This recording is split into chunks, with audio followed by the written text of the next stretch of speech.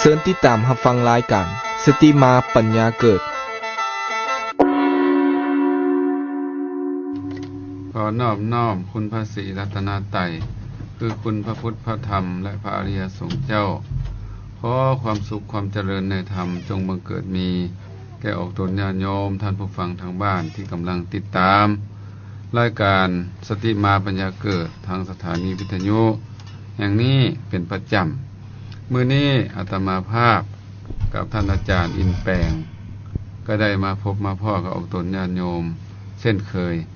มื้อนี้เฮาสิสนทนาเรื่องใดก็นิมนต์อาจารย์ทักทายปราศัยออกตนญาติโยมทุกคนกันเจริญพรท่านผู้ฟังอยู่ทางบ้านทุกท่านเนาะ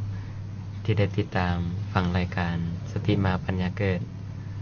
ทุกๆวันนี้พระอาจารย์ว่าเขามีเคล็ดลับมีวิธีการที่จะให้เฮ็ดให้คนเฮานี่นะประสบความสำเร็จโดยมีหัวข้อธรรมะที่ว่าการตั้งตนไว้ชอบพระอาจารย์ที่เขาจะได้มาสนทนาแลกเปลี่ยนธรรมะกับออกตัวนันโยมอยู่ทางบ้านนำขันเนาะพระอาจารย์เนาะโดยขณะก็คือว่าการตั้งตนในที่นี้ก็มันจะมีตั้งตนไว้ผิดก็มีตั้งตนไว้ถูกหรือไว้ชอบเนี่ยเนาะเนาะมันต้องมี2อย่างนั่นแหละที่นี่อาจารย์ก่อนเฮาสิฮู้ว่าตั้งตนผิดหรือตั้งตนชอบนี้เฮาอยากฮู้ว่าตนคืออันใดพระอาจารย์คำว่าตนนี่นะคือหยังแท้อาจารย์โอ้คำว่าตนนี่นะขณะเนาะคำว่าตนนี่ก็คือเฮานี่แหละขณะตัวเฮานี่แหละวันนี้ตัวเฮานี่ก็มีความสำคัญอยู่2ประการด้านทางกายกับด้านจิตใจเนาะขณะเนาะโดยโอ้ต้องประกอบด้วย2อย่างเนาะทางกายและใจหรือที่เอา3ทั้งกายว่าใจก็ได้เนาะแต่ว่าเอา2อันก็ได้ขณะกายกับวาจาเนี่ยกายกับใจนี่แหละอันนี้ก็คือว่าตนเนาะพระอาจารย์เนาะวันนี้การตั้งตนอาจารย์โดยการตั้งตนนั้นคืออันใดอาจารย์เช่นตั้งตนแนวใดกันหน่อยตั้งตนนี่มันมีจักอย่างกันหน่อยตั้งตนไว้ก็มี2อย่างกันคือว่ามีตั้งตนไว้ผิดแล้วก็ตั้งตนไว้ถูกเนาะหรือว่าตั้งตนไว้ชอบตั้งตนไว้ผิดเป็นจังไดอันนี้ก็เฮ็ดให้โตต่ำลงไปประพฤติทั้งกายทั้งวาจาทั้งใจต่ำลงต่ำแนวใดเนาะไปนำตนนี่ไปเกิดกั้วมัวเมาในอบายมุขทั้ง4ก็ดีหรือทั้ง6ก็ดีเอาทั้ง6เนาะพระอาจารย์เนาะแล้วมันเฮ็ดจังได๋อีกเนาะเฮาก็จะได้ยินอยู่ประจำครูบาอาจารย์เพิ่นว่าอบายมุขนี่นะเป็นจังได๋ก็ไปเล่นการพนันนี่เนาะคั่นเนาะการพนันนี่ก็ถือว่าเฮ็ดให้เสียเงินเสียคำเฮ็ดให้เสียบ้านแตกครอบครัวก็บ่อบอุ่นมีปัญหาการเรียนการศึกษาก็สิเสื่อมลงคั่นน่ะเงินคำที่หามาได้ยากลำบากก็หมดไปเนาะหมดไปง่ายๆแล้วบ่พอได้คั่นน่ะบ่พอยังเป็นหนี้อีกเด้เป็นหนี้ห้านคำก็หมดไปก็มีห้านคำก็หมดเพิ่นบอกว่าอย่างไรอาจารย์เพิ่นบอกว่าไฟไหม้ไฟไหม้10เทื่อเนาะไฟไหม้10เทื่อก็ยังเหลืออย่างได้คั่นน่ะยังเหลือดินได้ครับอาจารย์ยังเหลือดินเนาะยังเหลือดินเงินฝากธนาคารก็เหลือเนาะก็ยังเหลืออยู่กันหน่อยเงินฝากธนาคารแล้วก็โจรปุ้นเนาะโจรปุ้นหลายเทื่อละ10เทื่อ20เทื่อก็บ่หมดเทื่อทีเดียวก็บ่หมดก็ยังอยู่น้อยเงินก็ยังแม่นบ่คั่นเงินก็ยังดินก็ยังอยู่ไฟไหม้นี่ก็ว่าหมดทุกอย่างเลยอาจารย์แต่ยังเหลือเงินเงินฝากธนาคารบ้านนี้นี่การพนันปุ้นแล้วบัดนี้ก็เหลือก็หมดเลยคั่นน่ะหมดเลยเงินศาลบ้านซองให้นาตากาทรัพย์สินเงินคำก็หมดไปแถมยังเป็นหนี้เป็นสินนี่โอ้เสียไปเบิดทุกอย่างเสียศักดิ์ศรีด้านจิตใจศักดิ์ศรีก็บ่มีผู้ใดเชื่อถือแล้วก็ลูกเมียก็เริ่มแล้วนะเริ่มตีจากออกห่างเริ่มมีปัญหาครอบครัวหนักขึ้นแล้วก็หมู่พวกที่เคยฮักหอมก็ตีจากนะตีตนจากไปบ่เชื่อบ่ถือเพราะว่าตนเองนั้นทำตนเองบ่ดีแล้วจะมายืมเงินยืมค้ำเขานี่เขาก็บ่ยังให้เลยบ่ให้แล้วน้อยอาจารย์โอ้ยก็เอาไปเล่นกันพนันหมดก็สิว่าซะทุกยุคปัจจุบันนี่การพนันกำลังเข้มข้นเนาะมีหลายอย่างหลายอันเนาะก็ให้ฮู้จักโทษจักคุณเอาแล้วกันน่ะถ้าไปคบก็สิเสื่อมเนาะโภคทรัพย์สมบัติก็สิหมดไปอันนี้เฮายกตัวอย่างง่ายๆข้อนึงเนาะอาจารย์เนาะเฉพาะอันอบายมุขอาจารย์แต่บัดนี้ยังมีดื่มของมึนเมาอาจารย์ดื่มของมึนเมาอย่างยาบ้ายา สิ่งเสพติดทั้งหลาย อ๋อ สิ่งที่มึนเมาเนาะ แล้วโดย น้ำเมาทั้งหลาย น้ำเมา ะครับ ต่างๆเลย อันนี้ก็เป็นเหตุอันหนึงเลยเหตุอันหนึงเนี่ยปัญหานี่เกิดขึ้นมาหลายขนาด หลายขนาด รถชนกันทุกมื้อนี่มาจากอันนี้เด้ โนมาจากดื่มน้ำเมาเท่านั้น โด เลย ยครับอาจารย์ บ่ชนเขาก็ชนเฮาอยู่ในนั้นเพราะว่าเฮาจะไประวังหวาดไหวเนาะอันคนมา อ๋อ คนพวกนี้เนาะมึนเมาไปแล้วเป็นเหตุให้เสียทรัพย์สินเงินคำเป็นเหตุให้เสียอวัยวะ เสียสุขภาพ เสียสุขภาพบางเผลอเฮาเสียเฮาชีวิต เสีย เนาะ ชีวิตโอ้ ปัญหาสังคมต่างๆนี่เกิดขึ้นจากนี่หลาย มาจากพวกดื่มน้ำเมานี่ โดย อาจารย์เนาะหรือว่า แล้ว สิ่ง ก็ เสพติด สิ่งเสพติดทั้งหลายนี่แล้วก็ไปเบิ่งอันอยู่สมสังหาเบิ่งหลายๆบ่อนเต็มหม โอ้ ดอันนี้นี่เห็นบ่ จนล้นอันบ่พายอา จ จาร น ย์ ล้น ทั้งที่ว่าคนพวกนี้หรือว่าเด็กน้อยพวกนี้เนี่ยลูกหลานพวกนี้เป็นกำลังสำคัญของ โอ้ ชาติ กำลังส่วนการพัฒนาเนาะพายอา แม่ จาร น ย์ แห เนาะ ละ เข้าสู่การพัฒนา เขาน่าจะเรียนจบเรียนเก่งเสียงได้จะเป็นเจ้าเป็นนายทำธุรกิจต่างๆ เจริญงอกงาม โอ้ แต่ว่า เสื่อม ไปเนาะครับเนาะเสื่อมไป เพราะอบายมุขเหล่านี้ไปพัวพันกับสิ่งเสพติดเหล่านี้เนี่ยยังมีอีกคือไปมั่วกับอันพวกเป็นนักเลงยิงเนี่ยเขานะ อ๋อนักเลง ไปตามคาราโอเกะไปตามที่เรื่องลื่นลมต่างๆ เนาะที่สนุกสนุกสนานต่างๆ ไปทางเทคบาร์นี่ ก็ เนาะ คือไปเบิ่งไปชมสิ่งต่างๆเนาะ ไป พายอา ส้ม จารย์ ไปเกิดกวงมัวเมาสิ่งเหล่านี้ โอ้ ก็เป็นเหตุอีกอันนี้กันนะเงินคำเสียเวลาเขานะไปเที่ยวยามมื้อค่ำมื้อคืนนี่เนาะ โดย เวลาก็มืดไป โดยเฉพาะแม่นช่วงใดอาจารย์รุ่นคนวัยใดอาจารย์ กำลังวัยรุ่นเขานะ โอ้ กำลังเฮียนกำลังเจริญกำลังพัฒนานี่แหละ แก้เฒ่าแล้วก็คือสิบ่ไป คือสิบ่ไปเนาะ เลย โอ้ เดี๋ยวนี้นี่บู๊กำลังเข้มข้นเนาะ กำลัง เป็นการเป็นงานก็ต้องมีวงดนตรีมีหยัง โดย มหรสพครบงานหลาย ๆ ประการนี่นะ อื หรือบ่แม่นเท่านั้นน่ะอาจารย์ โดย อยู่ในบ้านก็มีเลย อยู่ในบ้านก็มีอีก เป็นจอสี่เหลี่ยมนั่นน่ะ โอ้ คักให้ก็ได้ ไป โดย ติดหนังติดละครติดอยู่นั่นบ่มึนหูมึนตาบ่ขึ้นจัง โอ้ นั้น ตอนแรงบ่เฮ็ดหยังเลยก็ได้เนาะ โดย กินข้าวแล้ว แล้ว ก็ รวม เอา มันนั้นฮอบคอมพิวเตอร์เกมเนี่ยนะฮะ โดยยังมีมือถืออีกบ่อาจารย์ มือถือโทรศัพท์ใน โอ้ มัวเมาในสิ่งเหล่านี้เติมเท่าใดก็บ่พอพ่อแม่เติมให้นะ โอ้ เมื่อเติมเท่าใดก็เมื่อเติมเท่าใด เดี๋ยวอะไรก็หมดเลย อืม โอ้สาเหตุที่เฮ็ดให้คนเฮานี้ตั้งตนในทางที่ผิดเนาะพระอาจารย์ มี เนาะ มีหลายเหตุครับ โอ้ แล้วก็เอ่อสิ่งที่เริงลมทั้งหลาย ตามสถานที่ต่างๆยามมื้อค่ำมื้อคืนมีหลายเนาะเฮ็ดให้ลูกหลานเสียผู้หญิงก็เสียผู้ชายก็เสีย โอ้ เสียหายหลายคน เสียหายหลายอย่าง บัดนี้เมื่อไปเที่ยวดึกๆจังซั่นแล้ว กลับมายามมื้อเวียนสิเอาเวลาใดมาอ่านหนังสือ แล้วก็ไปนั่งเรียนก็หลับ โอ้ยรับเลยอาจารย์ บ่รับนอกก็รับในก็ได้ รับในเบิ่งอยู่แต่ว่าทางในบ่ฮับฮู้อย่างแล้วกันน่ะ ถือว่ายังดีเลยอาจารย์ไปรับอยู่ในห้องเรียนอาจารย์ เออ ถ้าไปรับอยู่กลางทางกลางนี่อาจารย์สิเป็นแนวใดเนาะอาจารย์ วันนี้ขับรถขับลาก็รับในกัน เลย ไปเกิดอุบัติเหตุ อ๋อ ตัวเองก็พลิกความรถเสียหายทรัพย์สินเสียหายแล้วก็ไปเฮ็ดให้คนซนคนอื่นนํอีก อ๋อ เฮ็ดให้หมู่เสียนํอีกคั่นน่ะ ได้ไปรับตัวโรงหมอเลยเา นี่แหละ อาจารย์ ตั้งตนไว้ผิดเนาะ เลย ไว้ผิดหลายตอนนี้ อ๋ออันนี้ แล้วก็ไปเกิดกลัวมัวเมาก็อีก เกี่ยวกับ ไปคบคนบ่ดีเป็นมิตรไปคบคนชั่วเป็นมิตรนั่นน่ะคั่นน่ะ เลย อันนี้ก็โตปัญหาใหญ่อีกคั่นน่ะปัญหาใหญ่หลาย เมื่อไปคบคนบ่ดีแล้วคนบ่ดีก็พาไปทางที่บ่ดีเนาะ อ๋อ คบคนพาลไปหาพิษเนาะคั่นน่ะ เลย คบคนดีมีสีแก้ตัวคบคนชั่วพาตัวมัวหมอง เอ่อ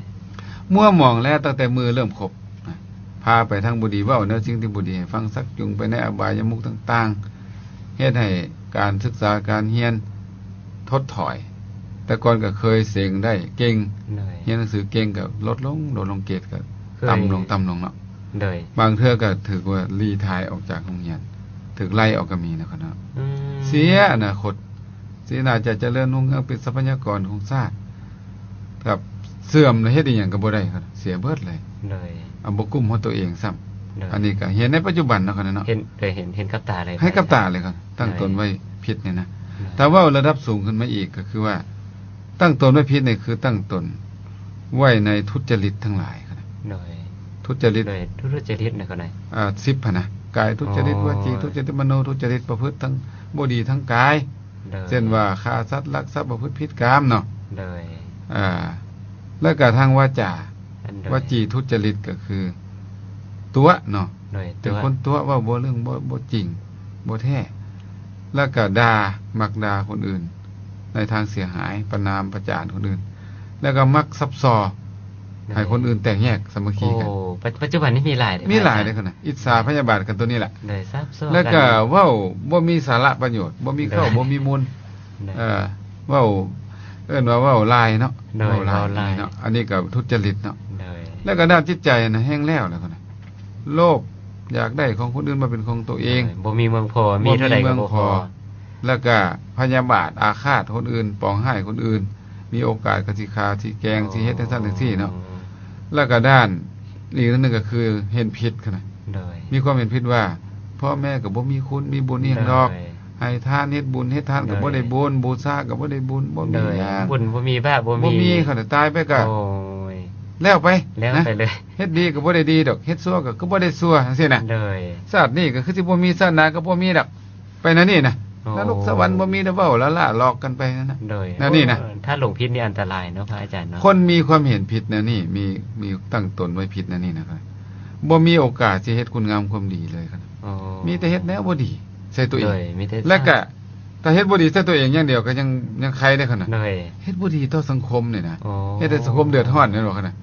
เลย เออ ตัวเองบ่ดีแล้วยังเฮ็ดให้ผู้อื่นบ่ดีนะ บ่ดีนํแล้วไปชักชวนคนอื่นอีกเด้ ชักชวน ให้เฮ็ดนำเนาะขนาดเนาะ เลยเลย แล้วก็ไปต่อต้านคนที่เฮ็ดดี โอ้ โอ้มีหลายเด้อ หลายอย่างเนาะคน มีหลาย บ่ดี ขนาด เนาะ คนบ่ดียังว่าขึ้นต้นไว้บ่ดีแล้ว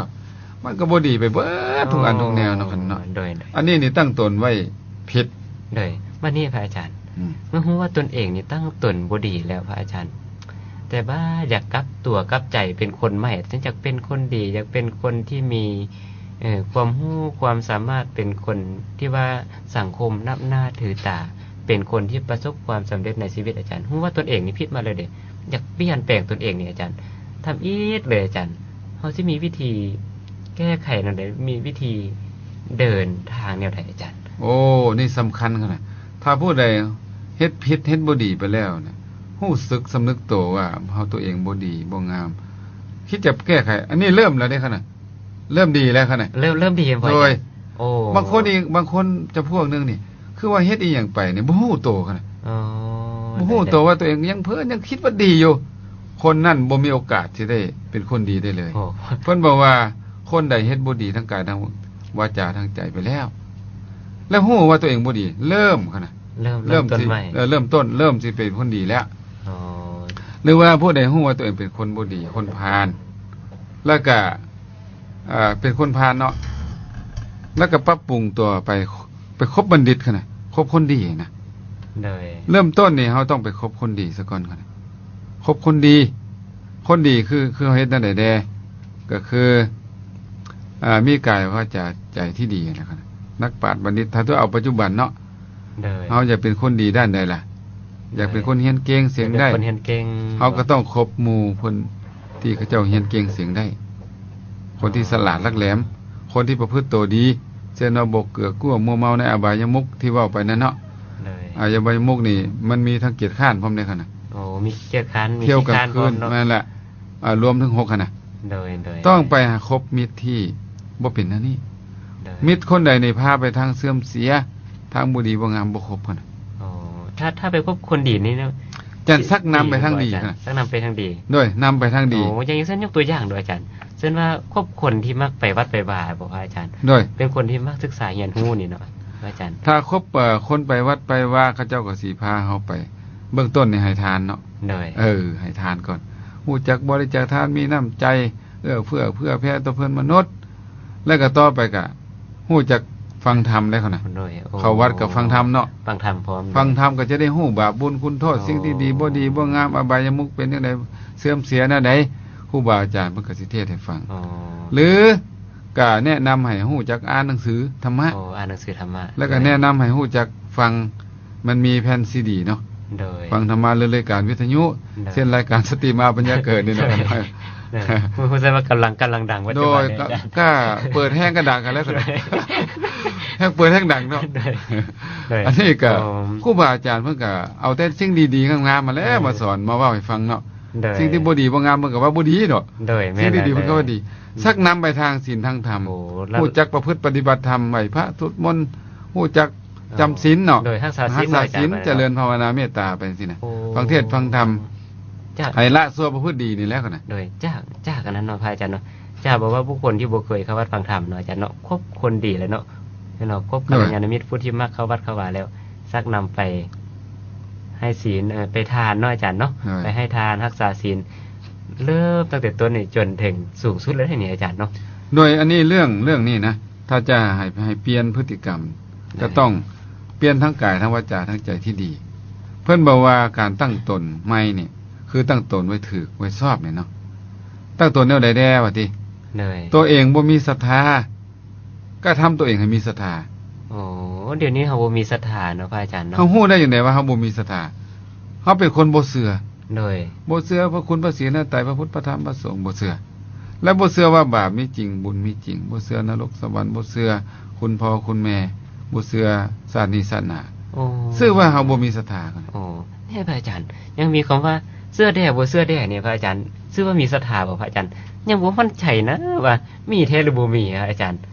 ว่าบุญบาปนี่พระอาจารย์มีศรัทธาถ้าเชื่อว่าบาปมีจริงบุญมีจริงจึงจะเชื่อว่ามีศรัทธาอ๋อแต่เชื่อแท้บ่เชื่อแท้นี่ยังถือว่าหยังกันบ่อาจารย์เชื่อว่าเฮ็ดดีได้ดีเฮ็ดชั่วได้ชั่วนี่นะอ๋อถ้าว่ามันสิได้ดีบ่มันสิเป็นไปตามเพิ่นว่าบ่แม่นคั่นว่าเนี่ยบ่แม่นศรัทธาคำว่าศรัทธาแปลว่าการปรงใจเชื่อคือว่าน้อมใจเชื่อน้อมใจเชื่อแล้วก็เชื่อด้วยเหตุด้วยผลอย่างที่ว่าให้ฟังโอ้เชื่อด้วยเหตุด้วยผลนี่อาจารย์ด้วยเชื่อธรรมดาเชื่อแบบบ่มีเหตุบ่มีผลนี่คือว่างมงวยน่ะบ่แม่นศรัทธางมงวยบ่แม่นศรัทธาคั่นน่ะอ๋อเอิ้นว่าโมหะความลุ่มหลงโดยถ้าศรัทธาดีมันต้องเชื่อแบบมีเหตุมีผลแต่เฮาก็มักว่าโอ้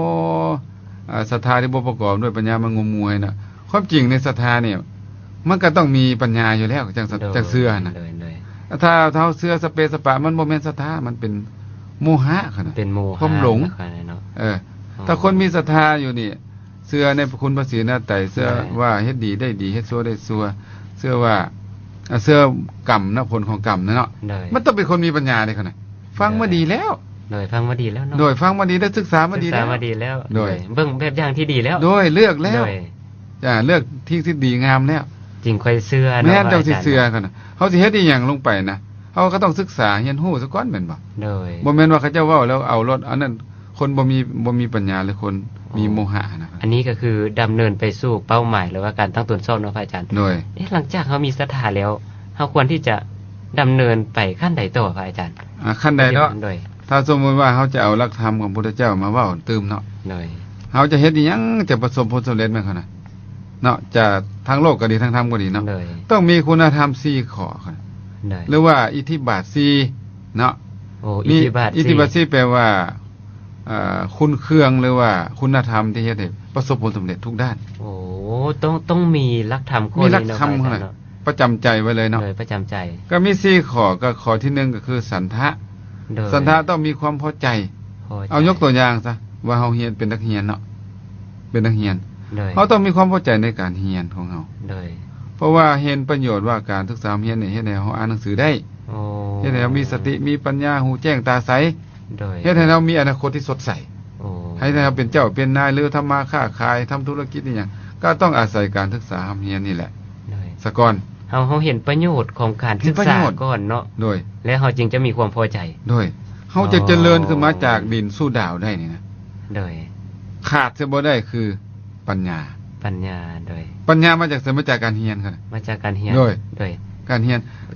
อาจารย์สังเกตเบิ่งเนาะคนที่เป็นเจ้าเป็นนายนักธุรกิจ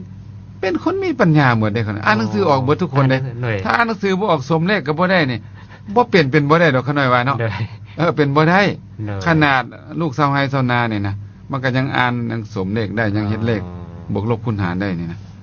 ยังอ่านหนังสือได้ถ้าอ่านหนังสือบ่ได้ตัวหนังสือท่อควายนี่ก็อ่านบ่ออกแล้วสิไปใส่ได้คั่นน่ะอ่านหนังสือป้ายบ้านก็บ่ฮู้ปัญญาเนาะเกิดจากการเรียนเนาะการเรียนการฟังโดยการฟังที่สำคัญบ่ให้โดยฟังสำคัญได้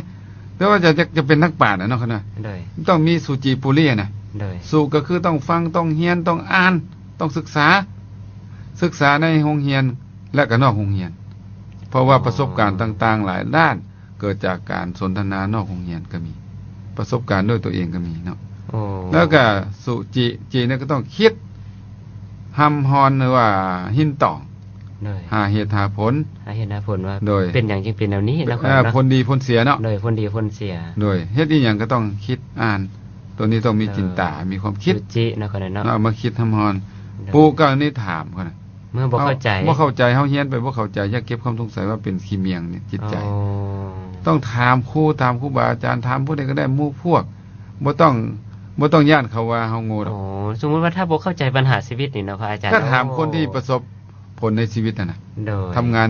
นอีหยังสำเร็จน่ะ โดย ถามผู้เฒ่าผู้แก่ที่เพิ่นผ่านโลกมาแล้วน่ะเขาน่ะ โดย ถามครูบาอาจารย์ในวัดก็ได้ถามครู อ่า บาอาจารย์ในโรงเรียนก็ได้ โอ้หรือว่าติดต่อมาทางรายการเลยก็ได้ ติด เนาะ ต่อ พ มา ระ ใน อาจารย์ การสติปัญญา โดย สติมาปัญญาเกิดกล้าได้เนาะ โดย มีครูบาอาจารย์หลายองค์หลายท่าน หลายองค์หลายท่าน พร้อมที่จะตอบปัญหาออกตนญาติโยมท่านผู้ฟังอยู่แล้ว อันนี้ปุ๊เนาะ แล้วก็ พระอาจารย์ ปูแล้วก็สุจิปุริเนาะ ปุริเลยก็ได้ ลีนี่ก็โตจดไว้ในคนนั้นเด้อ โดย ถ้าจำบ่ได้นี่จดไว้ จ เด้อ ดจดไว้ เพราะว่าโดนไปลืมหรือว่า ได้ จดไว้นี่ คนอื่นเขามาอ่านเขาก็ได้ประโยชน์ โอ้จะเป็น หรือว่า คน เฮ็ดเป็นเล่มเนาะ โดย สมมุติว่าออกตนญาติโยม ถามปัญหายังมาเฮาจดไว้เฮาเฮ็ดเป็นเล่มแจกออกตนญาติโยมจังซี่ โดย เอาเคยเว้ากันน่ะเนาะ โดยขนาด หรือว่าทั้งปัญหาพร้อมทั้งคำตอบพร้อมจะเป็นประโยชน์ยาวนาน และกว้างขวางเขานะ อ๋อ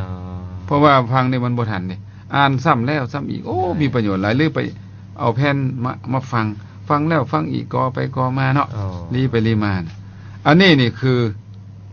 อยากเป็นนักปราชญ์บัณฑิตนะคนนะ อ๋อ และการรักธรรมที่คนได้เว้ายังบ่ทันจบเด้ ยังบ่พระอาจารย์ สันทานี่ความพอใจสมมุติว่าอาจารย์อยากเป็นครูเนาะเป็นนายครูเนาะ โดย อาจารย์ต้องอยากเป็นซะก่อนไหน โดยอยากเป็นก่อน อยากเป็นนายครู โด ค่ะ ยอยากเป็นในครูต้องบอกว่าอยากเปลี่ยนเพื่ออย่างอีกพระอาจารย์บอก โดยอยากเป็นนายครูเพราะว่าจะทำประโยชน์ได้ โอ้ทำประโยชน์เพื่อ เพราะว่านายครูนี่เป็นพ่อพิมพ์แม่พิมพ์ของชาติ โดยเป็นพ่อพิมพ์แม่พิมพ์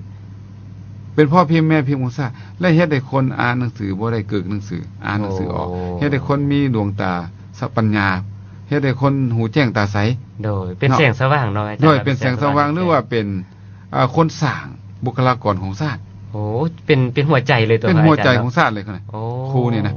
โดยเป็นหัวใจ เพราะฉะนั้นนี่เนาะสันทานต้องอยากเป็นซะก่อนค่ะ โดย มี อยาก ความ เอา พอใจอยากเป็น โดย ถ้าบ่อ อยาก ก า เป็ เป็น น นี่อย่าไปเฮ็ อย่า ด ไป ได้ เป็นเพราะว่าบ่มีทางไปแล้วพระอาจารย์ โดย โอ้ยบ่ไหวแล้วเฮียน ถ้าบ่อยากเปลี่ยนนี่มันบ่อยากบ่มีใจสิเฮ็ดอีหยัง โอ้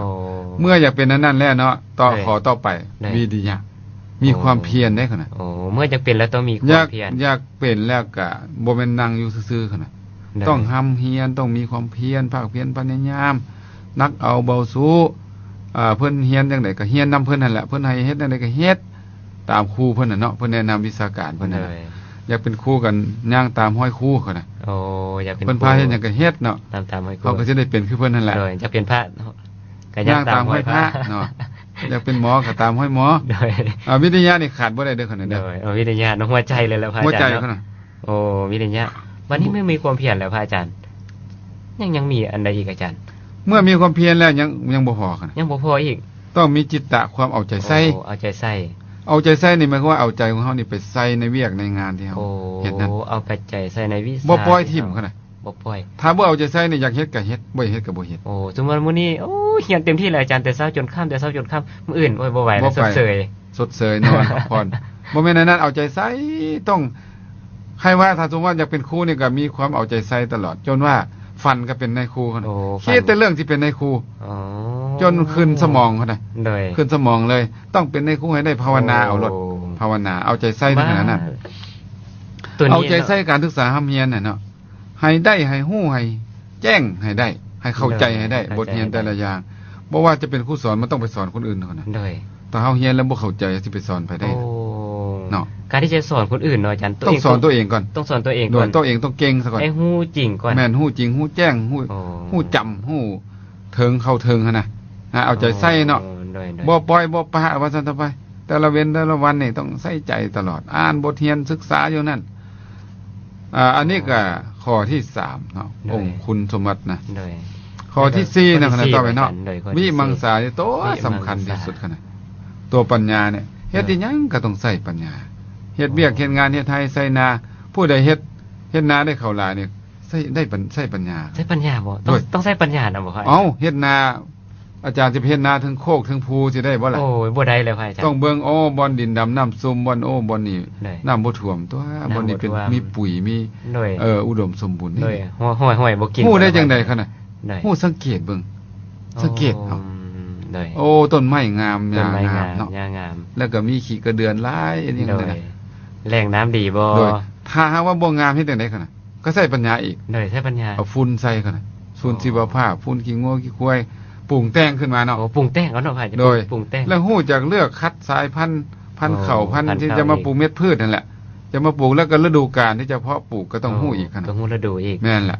คือจะต้องใช้ปัญญาเบิดขบวนการเนาะ โอ้ทุกอย่างพระอาจารย์เนาะ ทุกอย่างคั่นน่ะ โอ้ต้องใช้ปัญญาเหมือน โดยใช้ปัญญาเบิดเฮียนนี่แฮงบ่เว้าเนาะ โดย เฮียนนี่แฮงบ่เว้าแหละต้องใช้ปัญญาหลาย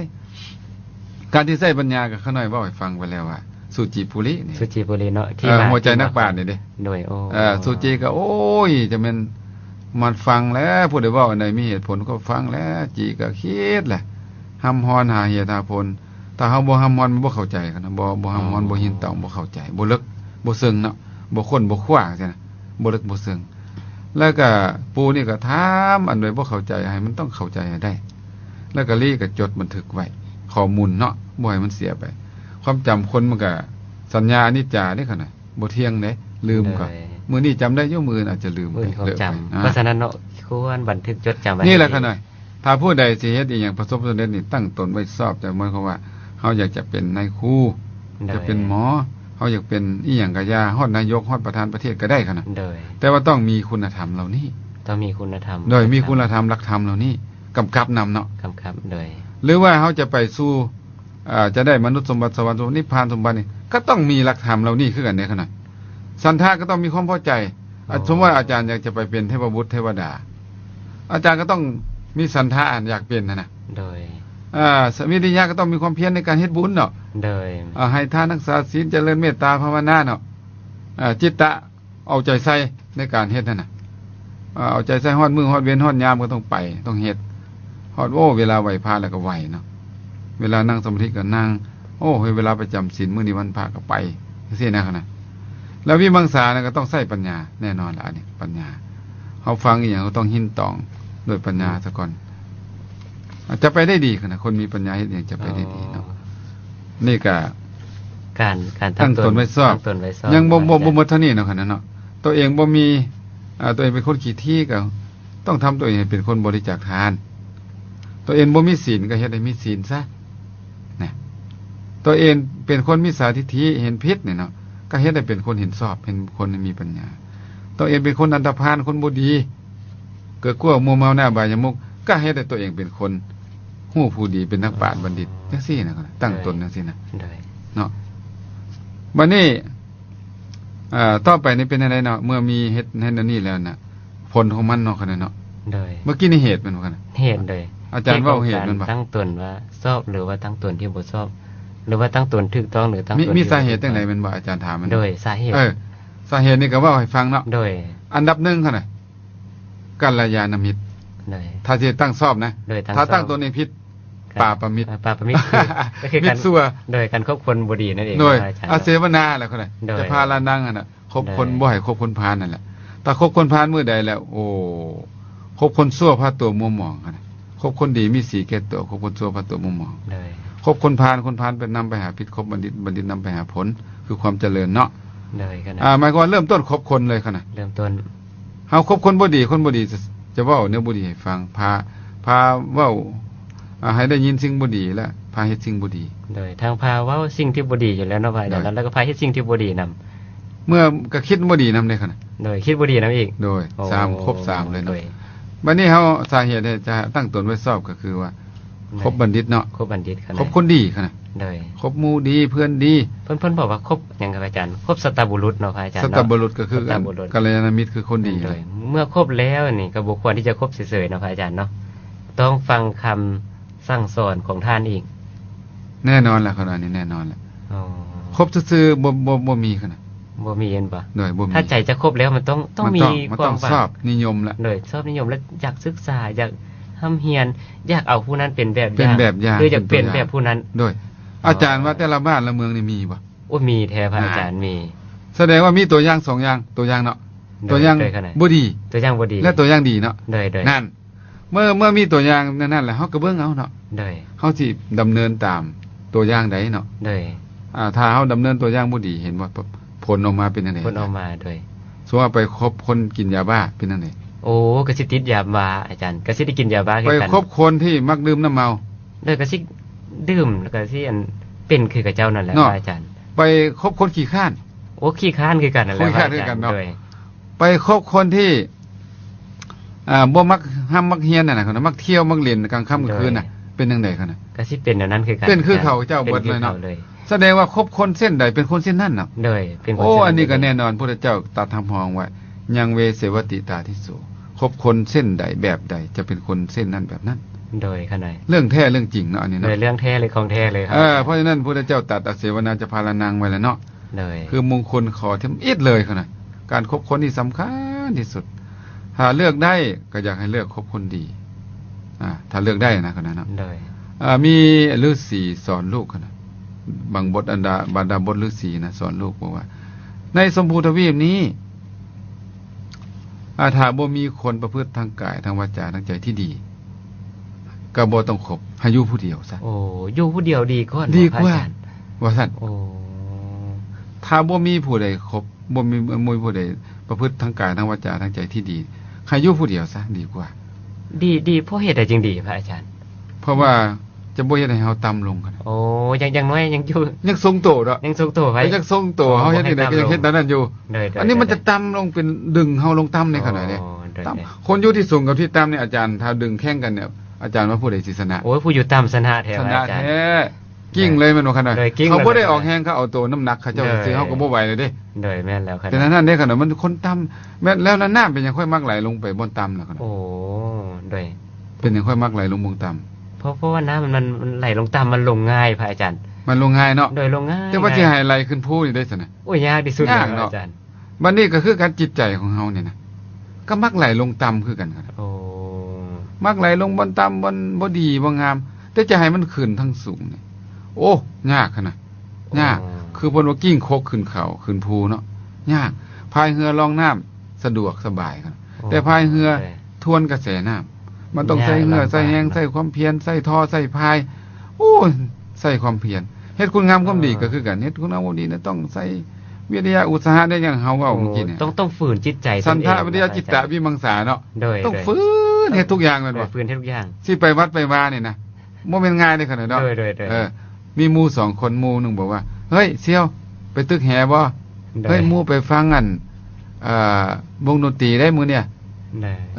ไปต่างๆขนาดที่ว่ามันคนเฮานิยมอ่ะนะ โดย เขาน้อยว่าน่าสิไปทางนั้นหลายกว่าเด้ โอ้ยโดย มื้อนี้ไปใส่บาตรบ่ว้ายบ่ว่างนะ บ่ว่างอะบ่ครับอาจารย์ ไปรักษาศีลบ่โอ้ยก็บ่ว่าง ปวดหัวบ่เก้าไปฟังเทศน์โอ้ยบ่สบายเป็ดเจ็บหัวเจ็บแอวไปนั่งไปไหว้พระสวดมนต์บ่โอ้ยบ่ว่างบ่สะดวก บ่ว่างขนาด ไปไหว้พระภาวนานี่บ่ได้เลยเนาะขณะสรุปแล้วยาก ยากน้อย แต่ว่าหมู่พาไปทางบ่ดีขนาดรีบ โอ้ คือพายเรือลองน้ำเลย พายเรือลองน้ำ นี่ล่ะเพราะฉะนั้นในสาเหตุเหล่านี้เนาะการคบคนนี่โอ้ยสำคัญหลายกันสำคัญแท้ๆอยากเป็นคนดี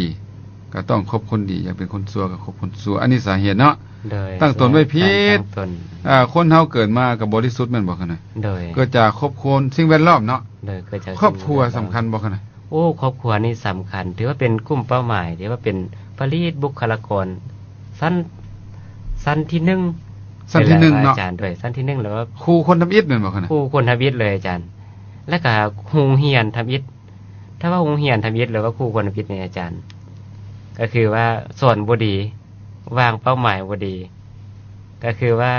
สมมุติว่าครูนี่อยากจะสอนก็สอนบ่อยากสอนก็บ่สอน โดย คุณกับครูก็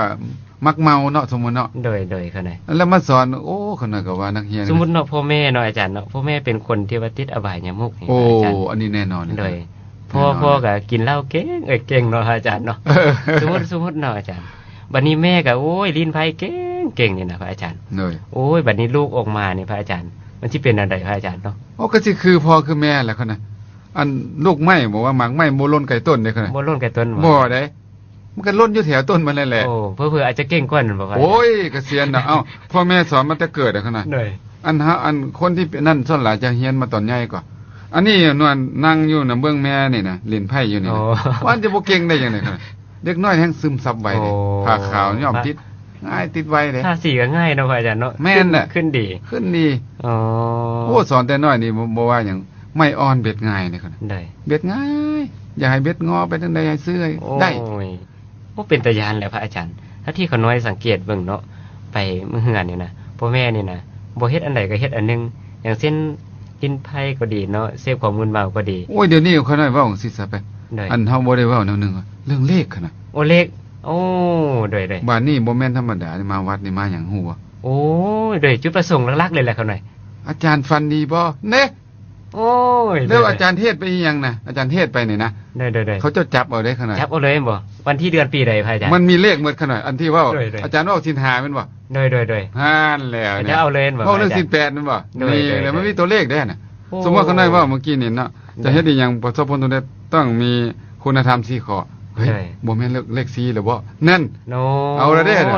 โดย มันบ่แม่นมาฟังธรรมเด้ขนาด โดย มันมาฟัง ไม่ท่านจะมีหลายคนอยู่ด้วยนี่พระอาจารย์นี่ โอ้ แล้วมีอีกนะพระอาจารย์ แล้ววันนี้ฝันตลอดขนาด โดย ฟันกรรมตีใส่เบิดอันนี้ โอ้ บ่แม่นเท่านี้เด้อคั่นน่ะไปเห็นใบไม้นะแมงไม้กัดก็เป็นคั่นน่ะเป็นตัวเลขขึ้นมา โอ้ ไปเห็นขี้กระเดือนไตก็เป็นคั่นน่ะ เป็นหมดเลย เห็นหอยอยู่ในน้ำมันน่ะเป็นอีก โดย แล้วก็มักแตงโมก็นี่มักแตงลายก็นี่อันหอพวกบ่งพวกหยังกัดน่ะ เลย เป็นเลขขึ้นมาคั่น เป็ น่ะ นเลข โอ้คั่นได้แล้วว่าบ้าอันนี้ก็อบายมุขคือกัน โดย เนาะ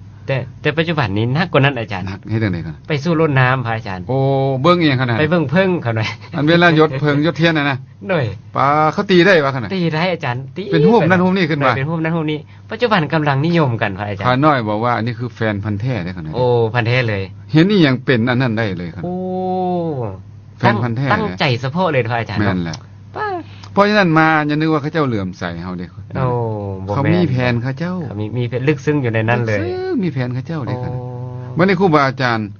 รวมตัวบางองค์ก็สนับสนุนเนาะ โอ้ สนับสนุนเรื่องนี้ก็มีได้ขนาด เลย อันนี้ก็ตั้งตนไว้ผิดได้แน่นอนนี่เนาะ โโดยทั้งครูบาทั้งอาจารย์ เอาได้เมื่อเว่า พระ นั่นนี่ จรย์ ก็เว่าให้มันบ่เปลือกซะไปขนาด โดย อันการเฮ็ดบุญเฮ็ดทานปัจจุบันนี่นะอย่างเช่นว่า เอ้าเฮ็ดบุญเนาะคั่นเนาะ โดย แล้วก็อาจารย์ก็ได้ไปอยู่ที่ร่วมงานอยู่ติ โอ้ไปตลอดพระอาจารย์ เป็นจังไดเห็นภาพนั่นได้คั่น โอ้ยการเฮ็ดบุญเฮ็ดทานนี่มันก็มีหลายอาจารย์ แต่ส่วนหลายจะไปเป็นขบวนอาจารย์ ไปน้ำหมู่เลยแล้วก็ย้านถ้าผู้ไปในย้านหมู่ตำนี้อาจารย์ บ่ ก็ไป อันนั้น พวก อันนึง แหละ น่ะแล้วมีอันการเฮ็ดการทำต่างๆขนาดนี้นะสมมุติว่าเฮาสิเฮ็ดบุญเนาะ โดย ก็ต้องเฮ็ดอีหยังอีกคั่นน่ะ โอ้ ต้องล้มงัวล้มควายล้มหมู โดย บ่ โดยเฮ็ดบุญโดยเฉพาะเนาะคนนั้นเนาะ แล้วอันของมึนเมานี่ต้องมีแม่นบ่ โอ้ยหลาย ถ้าบ่มี ที่สุ เนี่ยบ่ไป อาจารย์ เด้คันว่าบ่ไปเด้ อาจารย์ เขาบ่ไปว่า โดยเฉพาะเป็นบุญประเพณีเนาะพระอาจารย์เนาะ โดยคนเป็นคน โอ้ ตายหมื้อนี้นะคั่นน่ะครบงานนี่นะต้องมีครบ โอ้ อบายมุขครบเลยคั่น ครบเลย อ้าวลิ้นไผ่เด้คั่นน่ะ โดย แล้วก็สิ่งมึนเมาก็ต้องมีบ่ซั่นเอาผู้ใดสิไปอยู่เป็นหมู่ โอ้ ผีล่ะเอาผีมันต้องการหมู่อยู่บ่ โดย จะได้เป็นหมู่ผีเลยได้ขนาดว่าน่ะ โดย เอาที่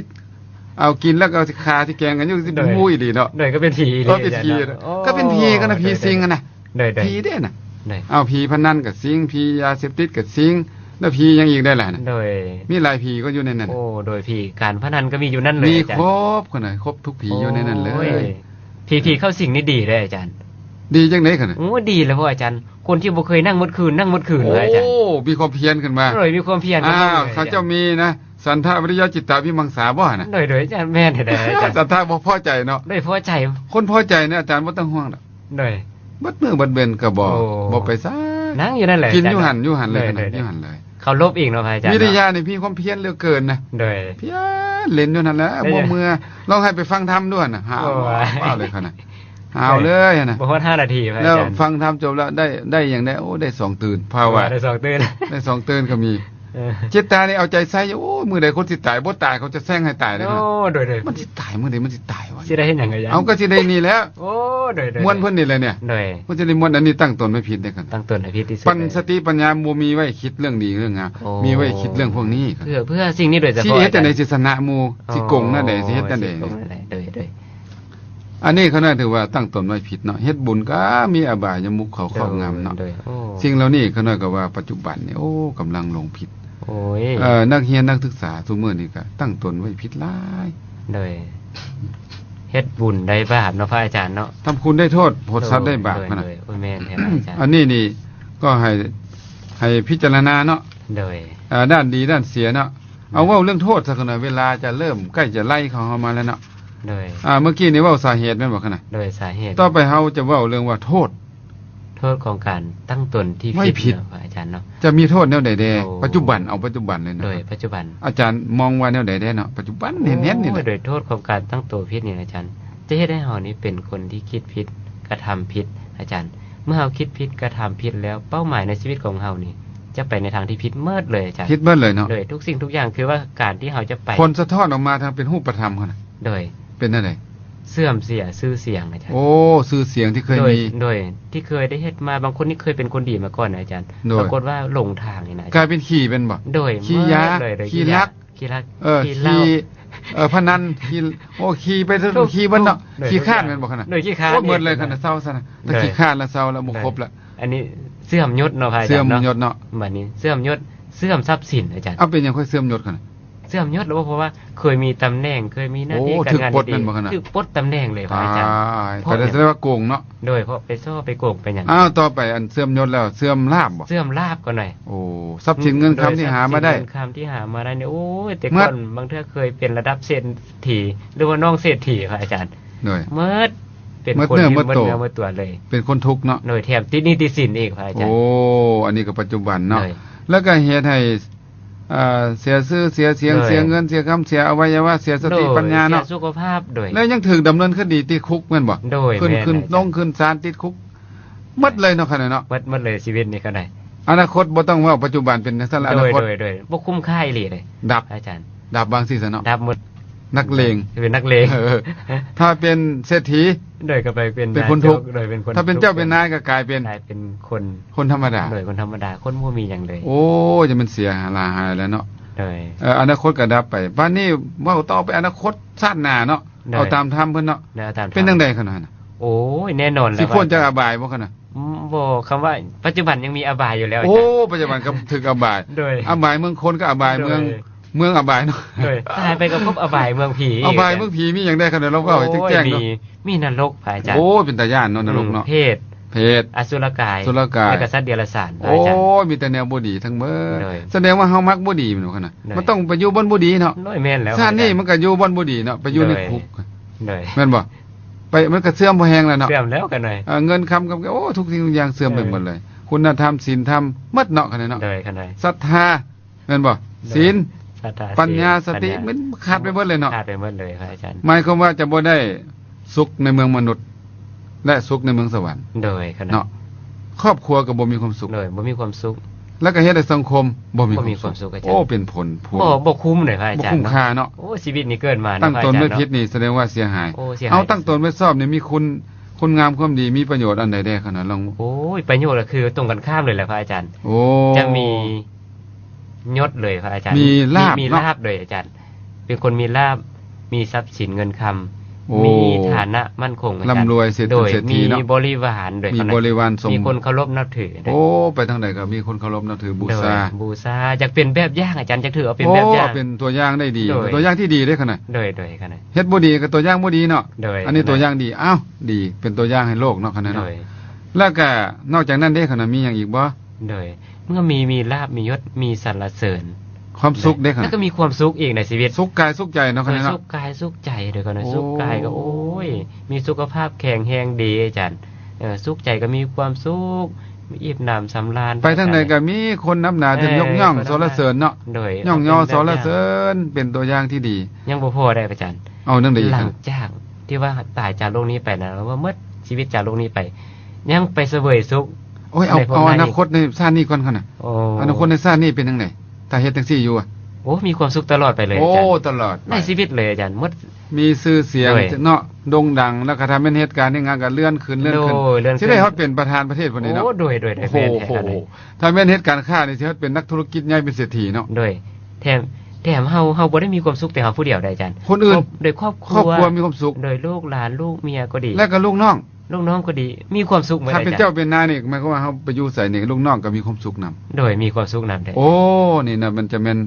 สุขหลายเนาะนี่ โดย เนาะ อันนี้ส่งส์ของการตั้งตนถึกเลยเนี่ยพระ โอ้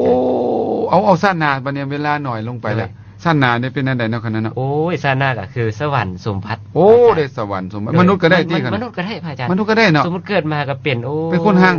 คนมี เป็นคนร่ำคนรวยเนาะ โดยเป็นพระเจ้าจักรพรรดิก็ดีหรือ เป็นพระราชามหากษัตริย์ โดยครับหน่อย โอ้ อันนี้มนุษย์สมบัติแล้วพระอาจารย์ มนุษย์สมบัติ โดย บัดนี้สวรรค์สมบัติก็ได้เนาะ โดยสวรรค์สมบัติก็ได้ อ่า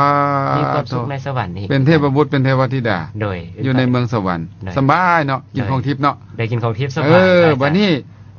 ได้อันใดอีกคั่นน่ะ แล้วก็ถึง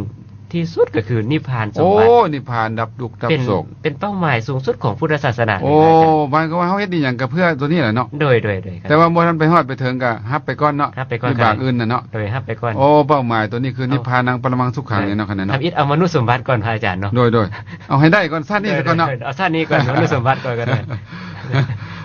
สวรรค์กับสั้นหนาค่อยเอาเนาะ โดยเอาสวรรค์ชาติ ความ หน้า จริงก็บ่ทางกับสวรรค์นี่คั่นน่ะ โอ้ เอ้าอาจารย์เบิ่งไหม โดย ไปใส่ก็ขี่รถแอร์เข้าห้องก็อยู่ในรถในห้องแอร์เนาะ โอ้ กินอาหารในภัตตาคารขึ้นเนรมิตให้เนาะ โอ้บ่ได้เฮ็ดเองเลย บ่ได้เฮ็ดเองในคนนั้นเนาะวันนี้สิไปใส่มาใส่ก็มีคนต้อนรับครับสู่วันนี้ไปใส่กระเหาะไปคั่นน่ะ โอ้ บินเลยคั่นน่ะบินเลยบินไปเลย ไกลไปได้ก็ใกล้เหรอพระอาจารย์ โอ้ไกลก็ใกล้ โอ้ นอนไปซำนะ โอ้ย นอนตื่นแล้วก็ ได้ ฮอดรถแล้วก็ไปก็มีคนรับส่งเข้าโรงแรมหาดาว6ดาวก็ว่าไปเนาะ โดยอันนี้สวรรค์ สวรรค์เมืองคนเลยคน สวรรค์เมืองคนเลย โอ้ได้เมืองคนเลย โอ้ แล้วอยู่ในครอบครัวก็เป็นสวรรค์อันนึง โอ้ ลูกเมียโอ้ผัวถูกต้องปองดองกัน โอ้ เมาโน่หัว ได้ ม้วนกินแซ่บนอนหลับ มีความสุขเนาะพ โอ้ ระอาจารย์ มีความสุขหลายกันสวรรค์เมืองคนกัน โอ้ย บ่หยอกคือกันได้เนาะ โอ้ เอ้าก่อนจะไปถึงนั่นกันเนาะ โดยมี อันนี้ก็ข้าน้อยก็โอ้เบิ่งไปเบิ่งมาเวลาที่ตอบปัญหา เวลาอาจารย์ เอาตัวญาติโยมเนี่ยเนาะ สงสาร เอาสรุปเบิ่งดูคั่นน่ะสรุปว่าตั้งตนไว้ผิดเป็นอันใดตั้งตนไว้ชอบเป็นอันใดลองสรุปย่อๆให้ เลย ให้ท่านผู้ฟังได้ฟังจังหน่อยเบิ่งดูคั่นน่ะ อันนี้เนาะออกตัวญาติโยมเนาะที่กำลังฟังอยู่ทางบ้าน คนเฮาเกิดมาแล้วนะก็คือว่าการตั้งตนนี่สำคัญที่สุด ถ้าเฮาตั้งตนไว้ในทางที่ถูกต้องหั่นน่ะจะส่งผลให้เฮานี้มีความสุขทั้งในโลกนี้และโลกหน้าเนาะในโลกนี้ก็คือมีมนุษย์สมบัติ มนุษย์สมบัติก็คือมีลาภยศสรรเสริญ และก็มีความสุขมีครอบครัวที่ดี นั่นเองเนาะ วันนี้ถ้าว่าสวรรค์สมบัติก็คือมีความสุขในสวรรค์และนิพพาน แต่ถ้าเฮาตั้งตนในทางที่ผิดแล้ว สิ่งที่ผิดสิ่งที่จะเสื่อมก็ตามเฮามา ในปัจจุบันเนาะ โดยเสื่อมลาภเสื่อมยศถูกนินทา และก็มีความทุกข์ กายทุกข์ใจ โดยทุกกายทุกใจในชีวิตของเฮา ทุกข์ในชาตินี้และในชาติหน้าเนาะเอา โด ซี่ ย แล้วเนาะ โดยขณะทั้งชาตินี้และชาติหน้า โอ้ โดย หมายความว่าสรุปแล้วตั้งตนไว้ผิดนี่นำความทุกข์มาให้อย่างเดียว ความทุกข์มาให้โดย ทุกข์กายทุกข์ใจเนาะ โดยทุกกายทุกใจ ตั้งตนไว้ซ่อนมีความสุข โดย สุขกายสุขใจ สุขกาย สุข สุขใจ อย่างยิ่งคือถึงพระนิพพาน โดยขณะ น่าจะลงตัวเนาะขนาด โด เนาะ ยลงตัว เอาวันนี้มีปัญหาขนาด มีปัญหาอีก มีปัญหาท่านผู้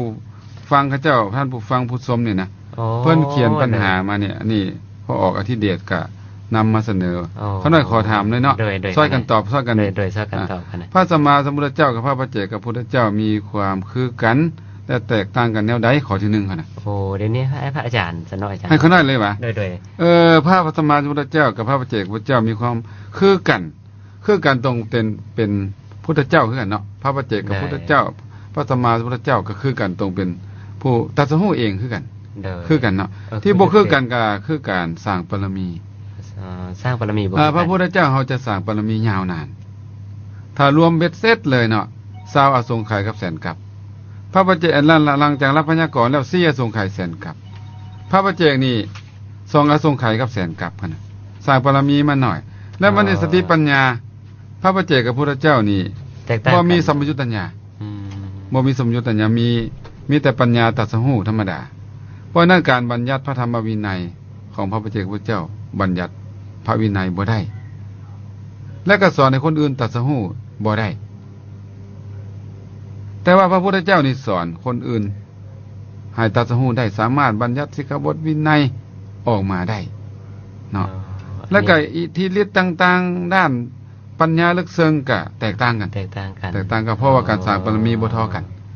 เนาะและพระปัจเจกพุทธเจ้าก็เอาเฉพาะตัวเองกันเอาตัวเองรอดครับ เอาตัวเอง ถ้าร อด เปรียบเหมือนเหือก็เหือน้อย เฮือน้อย เหือน้อยไปผู้เดียวพายผู้เดียว แต่พระพุทธเจ้าเฮานี่เหือใหญ่กัน ได้ คนสรรพสิ่งทั้งหลาย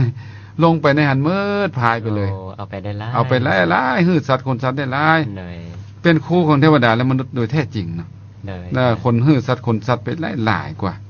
อันนี้ก็ตอบย่อๆนั่นน่ะเนาะ เลย ข้อที่สองคนที่ผิดศีลข้อสามคือกาเมสุมิสาจารจะต้องได้รับโทษแนวใดว่าซั่น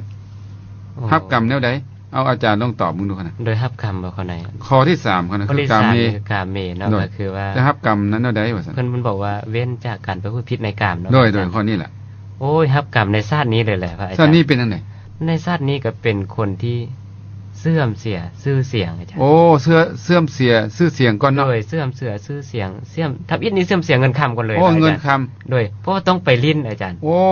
เวลาก็สิเสียได้เนาะ โดยเวลา เอา อี เว ก ลาไปเที่ยวพวกนี้เนาะ โดย แล้วก็ต้องเอาเงินจ่ายเนาะ เอาเงินจ่ายอีก เป็นทำตัวเป็นอาเซียนี่นะ โดย โอ้โห เมื่อคนอื่นฮู้โดยเฉพาะผู้ที่มีลูกมีเมียแล้วยิ่งอันตรายพระอาจารย์ โอ้ อันนี้โดยเฉพาะเลยได้พระอาจาร คิด ย์ กลับไปเฮือนนี่ โอ้กลับไปในเซตเลยแหละอาจารย์ ถ้าฮู้แม่นบ่คั่นน่ะ โดยถ้าฮู้ เออ ถ้าบ่ฮู้ก็ยัง บ่ฮู้ก็สิฮู้อยู่แน่เนาะ ได้ฮู้เดือนมื้อใดมื้อหนึงก็ อันเมียบ่ฮู้ตัวเองฮู้เนาะ โดยตัว มี เอง พิรุธบ่คั่นน่ะ โดยพิรุธแท้ มีพิรุธอันกลับบ้านบ่โกงเวลาบ่หรือว่า โดยผิดเวลา เงินค้ำให้ไปเป็น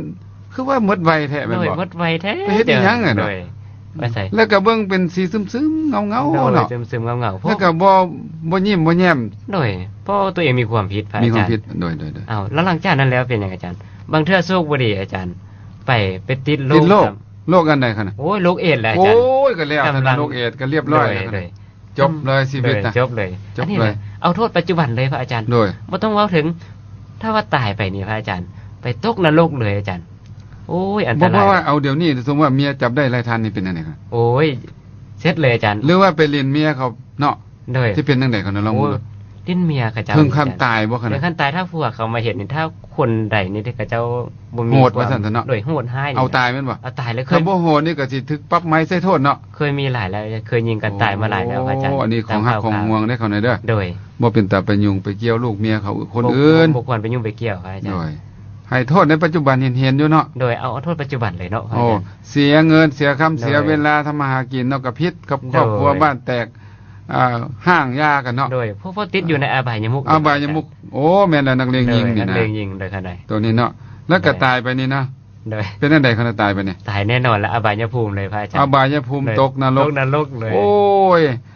แล้วพ้นจากนรกนี่ยังบ่พอได้เพิ่นว่าน่ะ โดย ยังมาเป็นพวกผู้ญาผู้หญิงเป็นกระเทย โอ้ ได้ เป็นกระเทยเป็นบันเดาะเป็นอย่าง โดยโดย โอ้ยังหลายเนี่ย โอ้ เนาะ ยังหลายแนวโทษกรรมอันนี้บ่แม่นธรรมดาเด้อบ่เป็นตาอันนั้นเด้อ โอ้ ควรจะยินดีในลูกในเมียตัวเอง โอ้โดยสำคัญที่สุดเนาะ สินข้อนี้นี่ผู้ใด โดย รักษาและสุขภาพดีเด้อ โอ้ สุขภาพจิต โย ดี สุขภ บ้าน จิตดี ครอบครัวอบอุ่นเนาะ ความอุ่นเนาะ อ้าวขอต่อไปดีกว่า พิษสินข้อหาสุราเมรยะนี่จะต้องได้รับกรรมแนวใดเอาอันนิมนต์ตอบย่อๆมึงเท่านั้น โอ้ที่จริงแล้วเขาอธิบายมาหลายแล้ว โอ้ พระ อธิบายมาแล้วเนาะ โดยอธิบายมาแล้วเอาเป็น โอ้สุราเมก็คือน้ำเมาเนาะขนาดเนาะ โดยนื้อ น้ำเมา น้ำเมาแล้ว กินก็เริ่มต้นตั้งแต่เสียเวลาเสียเงินเนาะ โดย เสียอวัยวะเนาะอุบัติเหตุ โดย ต่างๆ แล้วก็ในที่สุดเสียชีวิต โดยเสียสุขภาพ เป็นโรคได้ขนาด โดยเป็นโรคเอง เป็นโรคอัน โอ้ เอิ้นว่าตับแข็ง โรคตั บ่ บ ยัง แข็ง หลายแนวเนาะ โดย แล้วก็สติปัญญาโอ้ สติ เสื่อมถ ปัญ อย ญา เงินคำบ่มีหยังเหลือพิษ โดย บ้านพานเมือง ทะเลาะวิวาทขับรถบ่ย่านแต่ก่อนนี่เวลาขับไว้ก็ย่านเนาะเวลาเมาบ่ย่านเด้ โอ้บยานเลย เสาไฟนี่บ่ได้ย่านเด้เขาน่ะ บ่ย้าน เสาไฟนี่ นึก เด้ง ว่า ซะเลยเด้แล้วก็ซนหมู่เนาะ โดย โอ้อันนี้เนี่ยโทษหลาย โดย แล้วก็นี่นะเสียสติเสียปัญญาชาติปัจจุบันนี่ก็เป็นคนบ่ดีอยู่แล้ว แล้วตายไปแล้วก็เนาไปตกนรกอีกอันนี้ก็ได้ กลับมาแล้วก็เป็นคนบ้าก็ขนาด โดย คนบ้าคนเมา โดย เป็นคนปัญญาอ่อนนะ อืม โอ้ต่อไปเนาะปัญหาก็ยังบ่จบดีจะได้เปิดสายเนาะ ขอเปิดสาย เปิดสายให้ท่านผู้ฟังได้ถามปัญหาได้ เบอร์ที่จะเปิดนี่ก็มี03020000821 สอง 2,821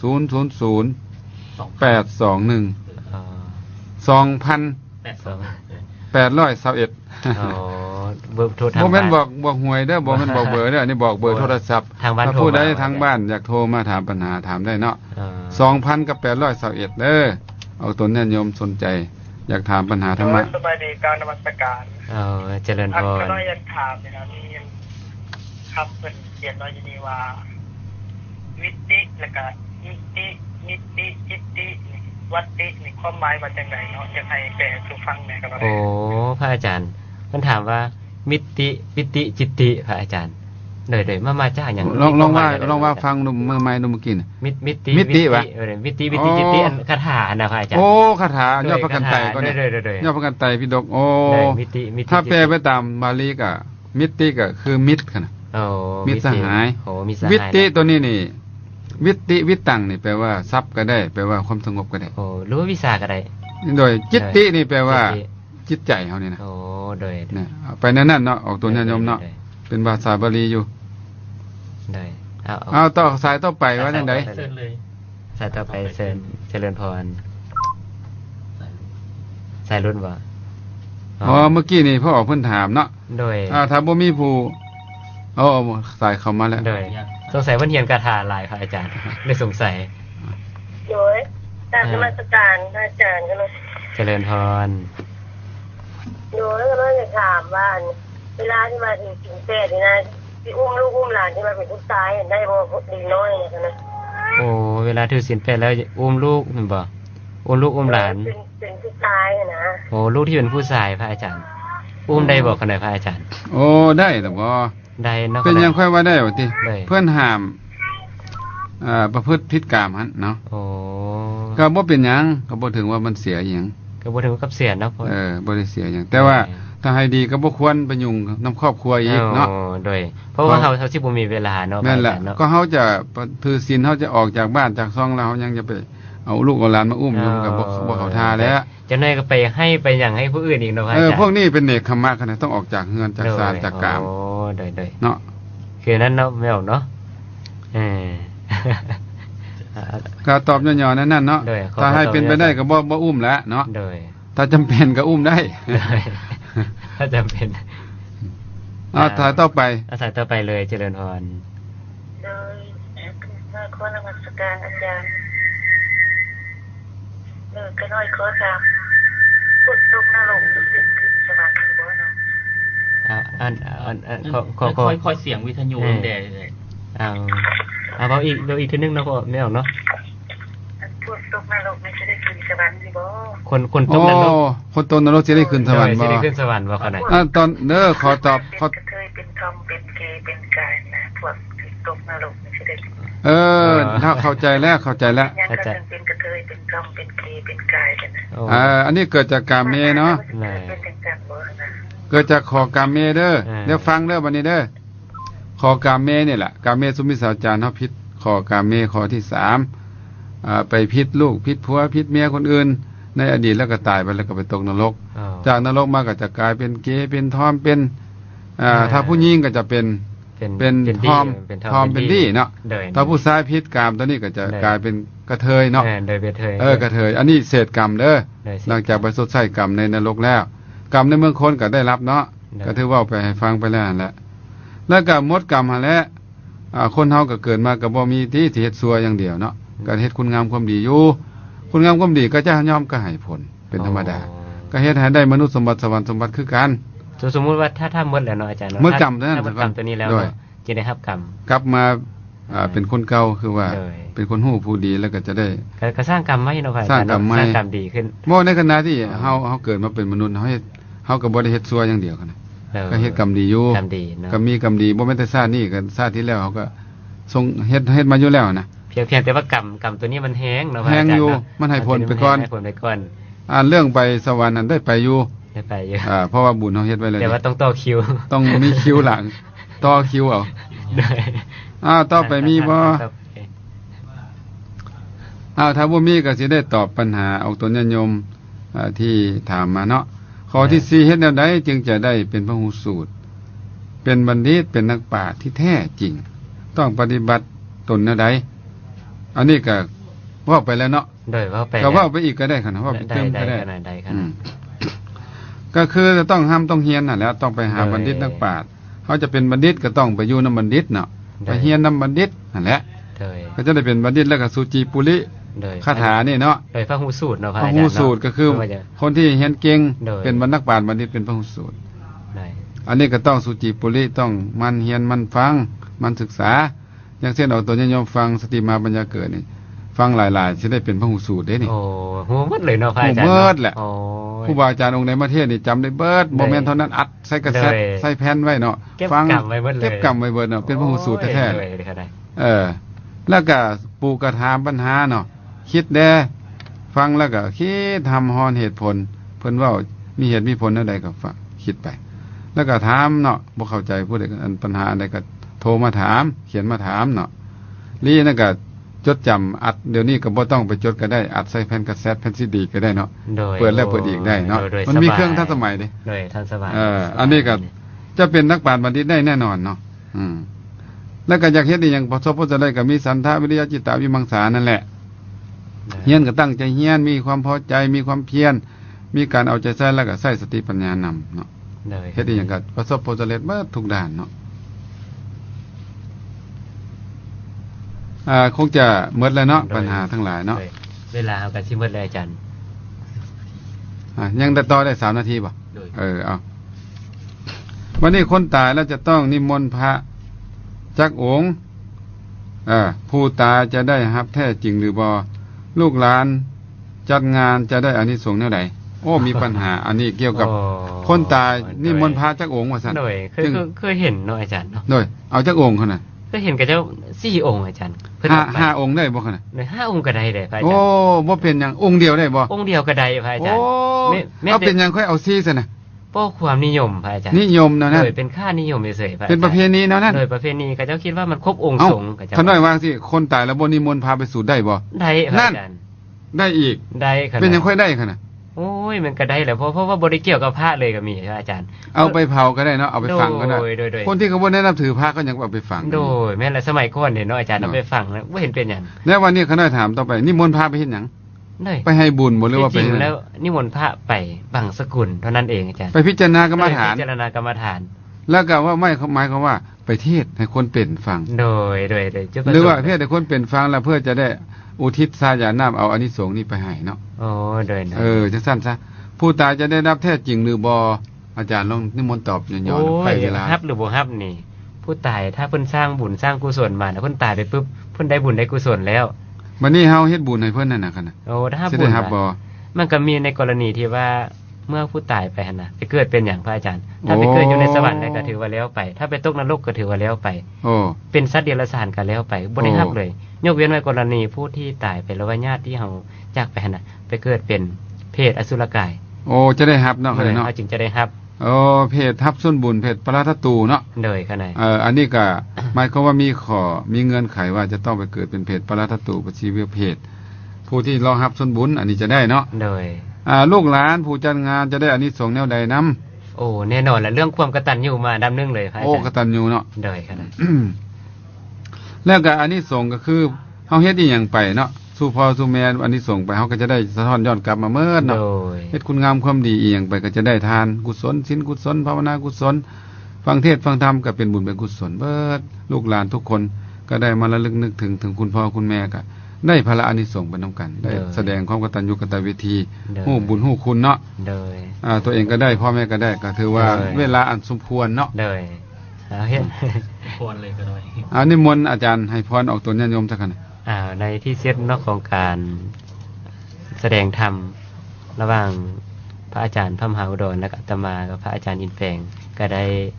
สำเร็จเสร็จสิ้นลงด้วยดีแล้วก็ขออำนวยอวยพรให้แก่ท่านผู้ฟังอยู่ทางบ้าน